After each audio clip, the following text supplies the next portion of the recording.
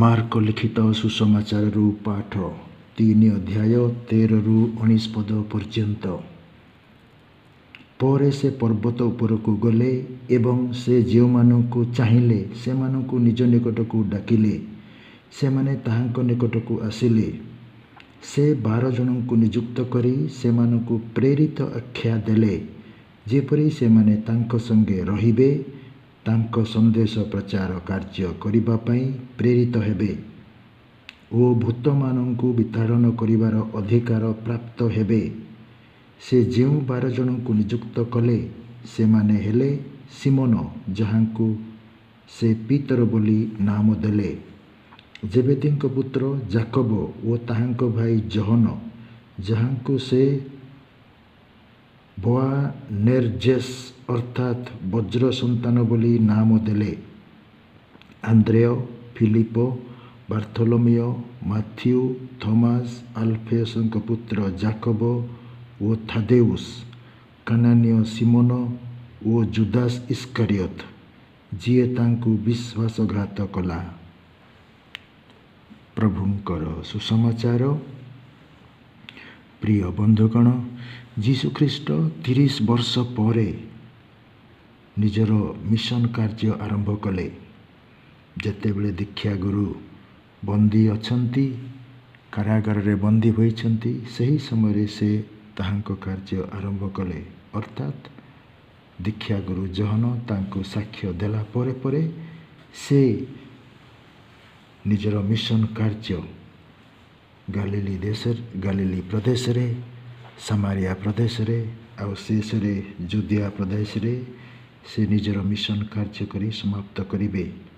ତେଣୁ ସେ ପୁରାତନ ବିଧାନ ପରି, ଯେପରି ଯାକୋବର 12 ସନ୍ତାନ ବା ଇସ୍ରାଏଲର 12 ଗୋଷ୍ଠୀ 12 ଜାତି ଥିଲେ, ସେହିପରି ପ୍ରଭୁ ଯୀଶୁ 12 ଜଣ ଶିଷ୍ୟମାନଙ୍କୁ ସେ ଡାକନ୍ତି। ଯିହୁଦୀମାନଙ୍କର ପରମ୍ପରା ଅନୁସାରେ, ଯେଉଁମାନେ କି ସେହି ଯିହୁଦୀମାନଙ୍କର ପ୍ରତିନିଧିତ୍ୱ କରିବେ। ତେଣୁ ସେ 12 ଜଣ ଶିଷ୍ୟଙ୍କୁ ସେ ଡାକନ୍ତି। ପିତର, ତାଙ୍କ ଭାଇ ଆନ୍ଦ୍ରେୟ, ଫିଲିପ, ବାର୍ଥୋଲୋମିଓ, ମାଥ୍ୟୁ, ଥୋମାସ, ଆଲଫିଉସଙ୍କ ପୁତ୍ର ଯାକୋବ, ଥାଦେଉସ୍, କାନାନୀୟ ସିମୋନ, ଜୁଦାସ ଇସ୍କାରିୟତ। ଏହିପରି ସେ 12 ଜଣଙ୍କୁ ସେ ଡାକିଲେ ଆଉ ଡାକିକି ସେମାନଙ୍କୁ ସେ ପ୍ରେରିତ ଆଖ୍ୟା ଦେଲେ, କାରଣ ସେମାନେ ପଠାଯିବେ। ପିତା ପରମେଶ୍ୱର ଯୀଶୁଙ୍କୁ ଯେପରି ସ୍ୱର୍ଗରୁ ଏହି ପୃଥିବୀକୁ ପଠାଇଲେ, ଠିକ୍ ସେହିପରି ପ୍ରଭୁ ଯୀଶୁ ଏହି 12 ଜଣଙ୍କୁ ସେହି ଇସ୍ରାଏଲ ଦେଶରୁ, ପୃଥିବୀର ଯେତେ ସବୁ ଦେଶ ଅଛନ୍ତି ସେହି ଦେଶଗୁଡ଼ିକୁ ସେ ସେମାନଙ୍କୁ ପଠାଇବେ। ଆଉ ସେହିପରି ହିସାବରେ ସାଧୁ ଥୋମାସ ଆମ ଭାରତ ଦେଶକୁ ଆସିଲେ। 52 ଖ୍ରୀଷ୍ଟାବ୍ଦରେ ସେ ଆସିଲେ।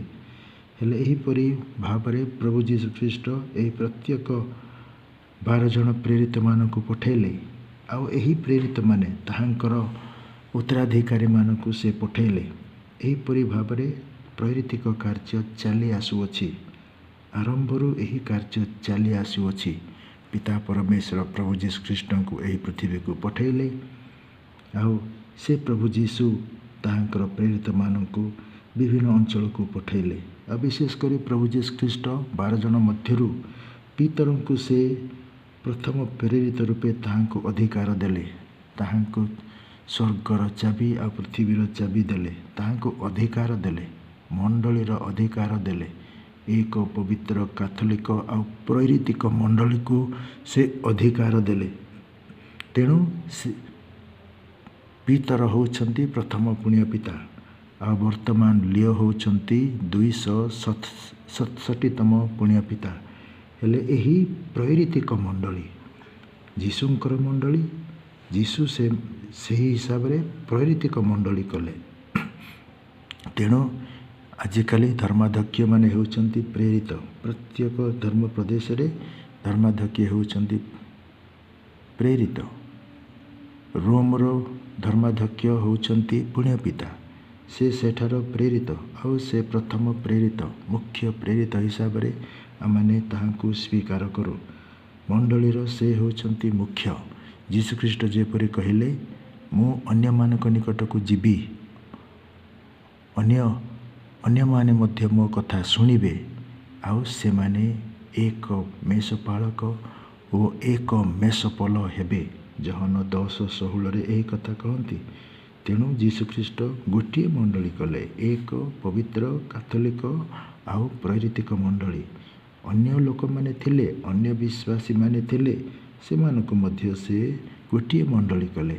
ତେଣୁ ଆମମାନେ ଏହି ମଣ୍ଡଳୀର ଏକତା, ବିଶେଷ କରି ଜାନୁଆରୀ 18ରୁ 25 ଏହି 8 ଦିନ ଆମମାନେ ମଣ୍ଡଳୀର ଏକତା ପାଇଁ ପ୍ରାର୍ଥନା କରିଥାଉ।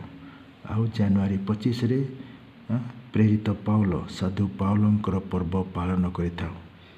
ଏହା ମଧ୍ୟ ଆମମାନଙ୍କର ଇତିହାସ ଆଉ ପରମ୍ପରା, ମଣ୍ଡଳୀର ପରମ୍ପରା, ମଣ୍ଡଳୀର ଇତିହାସ, ମଣ୍ଡଳୀର ଆମର ପୂଜା ଆରାଧନା, ଏହି ଭିତରେ ଆମେ ସବୁ ଏଗୁଡ଼ାକ ମନେ ପକାଇଥାଉ। ପୁରାତନ ବିଧାନରେ ଆମର ପୂର୍ବପୁରୁଷମାନେ ଯେପରି ସବୁ ଘଟଣା ଗୁଡ଼ାକ ମନେ ପକାଉଥିଲେ, ଆଉ ଆମମାନେ ମଧ୍ୟ ନୂତନ ବିଧାନରେ ପ୍ରଭୁ ଯୀଶୁଖ୍ରୀଷ୍ଟଙ୍କ ଆସିବା ପରେ ଯାହା କିଛି ଘଟିଯାଇଅଛି ତାହାକୁ ଆମମାନେ ମନେ ପକାଉଅଛୁ। ଯେପରି ଯୀଶୁଖ୍ରୀଷ୍ଟ କହୁଛନ୍ତି ନିଜର ପ୍ରେରିତମାନଙ୍କୁ, ମୋର ସ୍ମରଣାର୍ଥେ ଏହା କର। ଯେତେ ସବୁ ସଂସ୍କାର, ବିଶେଷ କରି 7ଟି ସଂସ୍କାର, ଆଉ ମୁଖ୍ୟତଃ ଦିବ୍ୟପ୍ରସାଦ ସଂସ୍କାର, ମୋର ସ୍ମରଣାର୍ଥେ ଏହା କର ବୋଲି ଯୀଶୁଖ୍ରୀଷ୍ଟ ତାହାଙ୍କର 12 ଜଣ ପ୍ରେରିତମାନଙ୍କୁ କହୁଛନ୍ତି। ତେଣୁ ଯୀଶୁଖ୍ରୀଷ୍ଟ ଯାହା କହିଛନ୍ତି ଆଉ ଯାହା କରିବା ପାଇଁ ସେ କହିଛନ୍ତି, ସେ ସବୁ ମଣ୍ଡଳୀ ସବୁ କିଛି କାର୍ଯ୍ୟ କରୁଛି, ତାହାଙ୍କ ଇଚ୍ଛା ଅନୁସାରେ ସେ କାର୍ଯ୍ୟ କରୁଛି। ଯେମିତି ଆମେ ପ୍ରଭୁଙ୍କ ପ୍ରାର୍ଥନାରେ ପ୍ରାର୍ଥନା କରିଥାଉ, ଯେଉଁପରି ସ୍ୱର୍ଗରେ ସେହିପରି ମର୍ତ୍ତ୍ୟରେ ତୁମର ଇଚ୍ଛା ପୂର୍ଣ୍ଣ ହେଉ ବୋଲି। ପିତାଙ୍କର ଇଚ୍ଛା ପୂର୍ଣ୍ଣ କରିବା ପାଇଁ ଆମମାନେ ଏହି ପୃଥିବୀରେ ଅଛୁ, ଆଉ ସେହି ପିତାଙ୍କର ଇଚ୍ଛା ପୂର୍ଣ୍ଣ କରିବା ପାଇଁ ହିଁ ଯୀଶୁଖ୍ରୀଷ୍ଟ ଏହି ପୃଥିବୀକୁ ଆସିଲେ। ଆଉ ଆମେ ସମସ୍ତେ ସେହି ପିତାଙ୍କର ଇଚ୍ଛା, ଯୀଶୁଖ୍ରୀଷ୍ଟଙ୍କର ଇଚ୍ଛା, ପବିତ୍ର ଆତ୍ମାଙ୍କର ଇଚ୍ଛା ଏହି ପୃଥିବୀରେ ପୂର୍ଣ୍ଣ କରିବା ପାଇଁ ଆସିଅଛୁ, ସାକ୍ଷ୍ୟ ଦେବା ପାଇଁ ଆସିଅଛୁ। ଏହି ଅଳ୍ପ ସମୟ ପ୍ରଭୁ ଯାହା ଦେଇଛନ୍ତି ତାହାକୁ ପରିପୂର୍ଣ୍ଣ କରିବା ପାଇଁ ଆମମାନେ ଏହି ପୃଥିବୀରେ ଅଛୁ। ତେଣୁ ଆମେ ଯେତେବେଳେ ତାହାଙ୍କୁ ସାକ୍ଷ୍ୟ ଦେବା ଏହି ପୃଥିବୀରେ, ପ୍ରଭୁ ଯୀଶୁଖ୍ରୀଷ୍ଟ ମଧ୍ୟ ଆମମାନଙ୍କୁ ସ୍ୱର୍ଗରେ ସାକ୍ଷ୍ୟ ଦେବେ। ହେଲେ ଏହିପରି ଭାବରେ ସେ ନିଜର ଶିଷ୍ୟମାନଙ୍କ ମଧ୍ୟରୁ କେବଳ 12 ଜଣଙ୍କୁ ବାଛିଲେ। ଅନେକ ଶିଷ୍ୟମାନେ ତାହାଙ୍କର ଅଛନ୍ତି, ଆଉ ଏବେ ବି ଅଛନ୍ତି।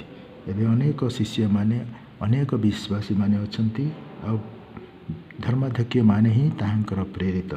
ହେଲେ ଏହିପରି ଭାବରେ ଆମମାନେ ସେମାନଙ୍କୁ ପ୍ରେରିତ ଆଖ୍ୟା ଦେଇଥାଉ। ଆଉ ଆମେ ସବୁ ପ୍ରଭୁ ଯୀଶୁଖ୍ରୀଷ୍ଟଙ୍କର ଶିଷ୍ୟା। ତେଣୁ ଆମର କର୍ତ୍ତବ୍ୟ ହେଉଛି ସ୍ୱର୍ଗ ରାଜ୍ୟ ଗଢ଼ିବା ପାଇଁ।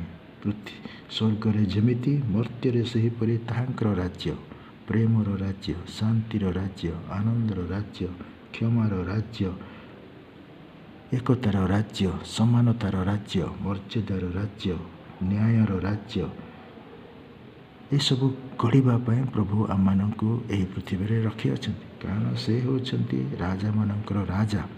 ସେଥିପାଇଁ ତାହାଙ୍କ ରାଜ୍ୟରେ ସେ ହିଁ ଶାସନ କରନ୍ତି। ତାହାଙ୍କର ନିୟମ କାନୁନ ଅନୁସାରେ ଆମମାନେ ଚାଲିବାକୁ ପଡ଼ିବ। ବିଶେଷ କରି ତାହାଙ୍କର 10 ଆଜ୍ଞା ହେଉଛି ନିୟମ କାନୁନ।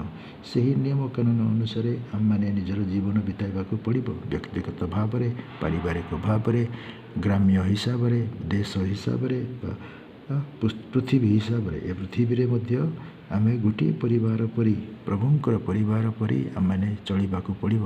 ସେଥିପାଇଁ ହିଁ ଆମମାନେ ପିତା ପରମେଶ୍ୱରଙ୍କୁ କହିଥାଉ, ହେ ଆମମାନଙ୍କର ସ୍ୱର୍ଗସ୍ଥ ପିତା, ତୁମର ନାମ ପୂଜିତ ହେଉ, ତୁମର ରାଜ୍ୟ ଆସୁ, ଯେଉଁପରି ସ୍ୱର୍ଗରେ ସେହିପରି ମର୍ତ୍ତ୍ୟରେ ତୁମର ଇଚ୍ଛା ପୂର୍ଣ୍ଣ ହେଉ। ଆଜି ଆମମାନଙ୍କୁ ଦୈନିକ ଆହାର ଦିଅ।